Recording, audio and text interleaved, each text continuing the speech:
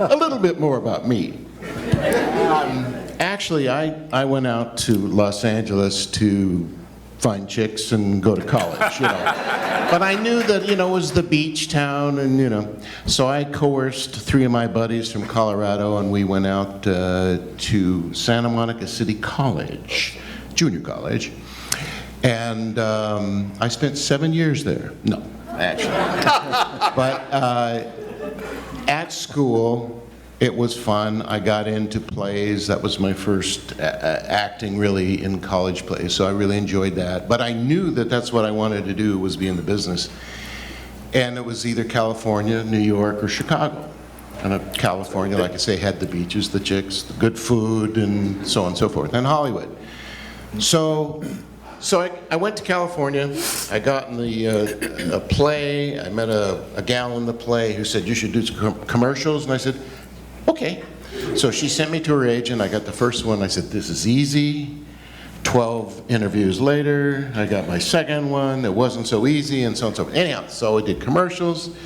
Then I started doing some films, a couple of Disney movies, and did the, you know, movies. Then I said, you know, I did stand up when I was in high school in this folk group. I was a singer. I know you don't believe that, right? Scott, you don't believe a singer, right? I believe it. Yeah, all right, you believe it. I'm a horrible singer, but I did the comedy in the group, and part of the singing was comedy. So I did impressions and sound effects and voice of stuff, and did a stand-up act.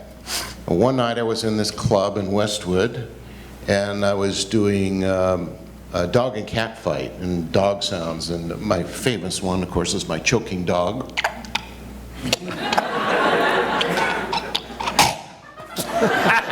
I didn't say it was really good material. But anyhow, in the audience was this guy from an advertising agency, and they were casting Frisky's dog food. And he said, Frank, would you be interested in doing a voiceover for Frisky's dog food? We need the sound of the tail of the dog and a voice for it, and so on and so on. And I said, voiceover? What's that? He said, well, just show up tomorrow and blah, blah, blah. So I did the commercial, and that was my first voiceover. And then his fiance was working with the network, and they were casting a show called Scooby-Doo. So I went in and auditioned with Don Messick and all the guys, and ended up getting the part of Freddy, which was so far away from anything I could do. It sounded just like me. So that was my first cartoon.